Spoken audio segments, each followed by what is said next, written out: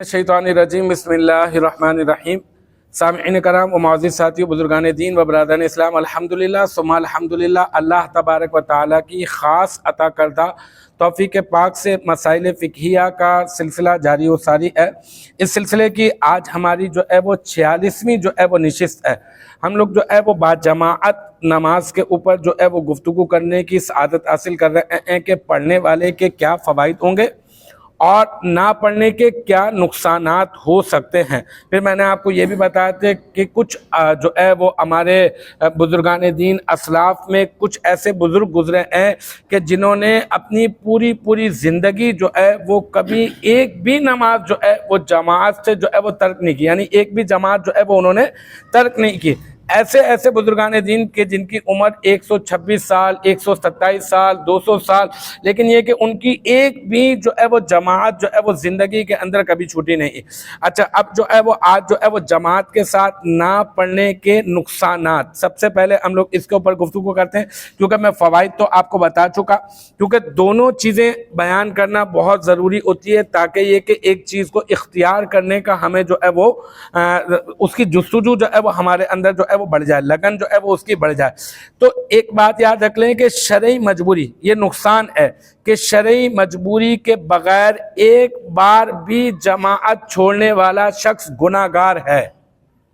वैसे हम कहेंगे ना कि भाई शराब पीना तो गुनाह है, सबको पता है शराब पीना गुनाह है।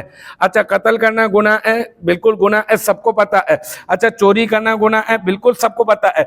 नमाज को छोड़ना गुनाह है, सबको पता है कि गुनाह है। लेकिन इस गुनाह से बहुत कम लोग वाकिफ हैं और इस गुनाह के ऊपर डटे हुए भी हैं और मतलब इसरार भी कर रहे हैं। मतलब ये कि बार बार उस गुनाह की तकरार भी कर रहे हैं, और अगर समझाने की कोशिश करें तो वो यही कहते हैं हम तो नमाज जो है वो घर पे पढ़ लेते हैं। आप अलैहिस्सलातु वस्सलाम ने यहाँ तक के इरशाद फरमाया, अल्लाह के हबीब सल्लल्लाहु अलैहि वसल्लम ने, कि मेरा दिल चाहता है कि ऐसे लोग जो अपने घर में जब नमाज पढ़ते हैं मस्जिद की तरफ जो है वो रुख नहीं पकड़ते, मेरा दिल चाहता है कि मैं जो इनके घर में आग लगा दूं। आप ये अंदाज़ा लगाएं कि अल्लाह के हबीब सल्लल्लाहु अलैहि वसल्लम ने कितनी ज़बरदस्त किस्म की वईद जो है वो इरशाद फरमाई। एक तो ये कि वो जमात छोड़ने वाला गुनाहगार है। अच्छा, दूसरा ये कि जमात छोड़ने वाले पर शैतान जो है वो गालिब आ जाता है और क्या होता है कि उस पर अपना कब्जा जमा लेता है। पहले वो कहता है कि अच्छा ठीक है अभी पढ़ लूँगा, फिर उसके बाद पहले जमात तर्क करता है, फिर उसके बाद कहता है अच्छा फ़लाँ काम ख़त्म हो जाए फिर पढ़ता हूँ, फ़लाँ काम ख़त्म हो जाए फिर पढ़ता हूँ, और फिर इस तरह से कई मरतबा अस्तगफिरुल्लाह, कई मरतबा ऐसा होता है कि वो शख्स जो है वो नमाज ही अपनी फौत कर बैठता है, नमाज कज़ा कर लेता है, और एक नमाज का बाकायदा तौर पर सवाल जो है वो बरोज़े हश्र जो है वो किया जाएगा। इसी तरह से एक और हदीस मुबारक, बहुत ही ख़तरनाक किस्म के अल्फाज और वईदें, मतलब ये कि ऐसे अल्फाज कि जिसको सुनकर बंदे को डर लगे कि ऐसे इस ज़ुमरे के अंदर हम लोग भी शामिल हैं।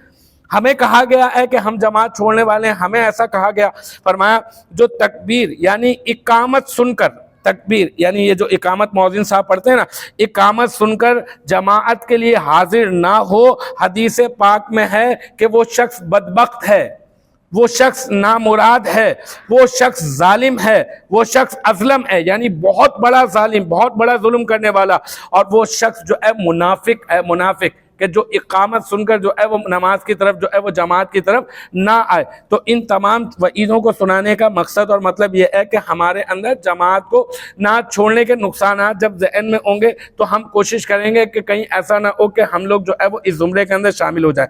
हमारा तन्हा नमाज पढ़ने वाला बाजमाअत नमाज पढ़ने वाले के का दर्जा कभी भी पा नहीं सकता। कहते हैं ना कि जमाअत जो है वो अकेले नमाज पढ़ने से 27 गुना ज़्यादा अफजल है। अगर जमात के साथ नमाज पढ़ेगा तो 27 दर्जे ज़्यादा सवाब मिलेगा।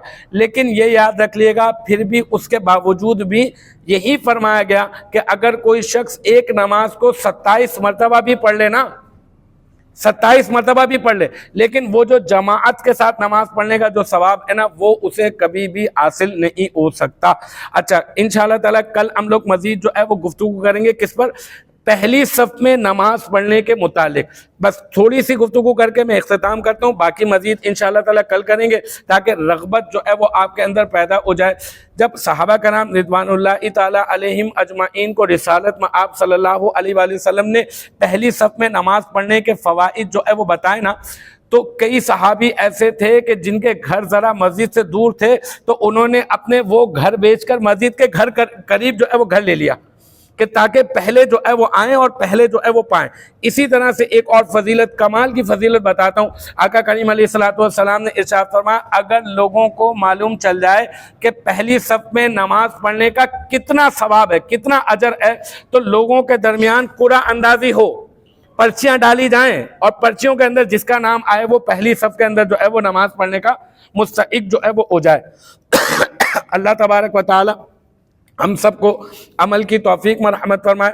وآخر دعوانا ان الحمدللہ رب العالمین۔ بسم اللہ۔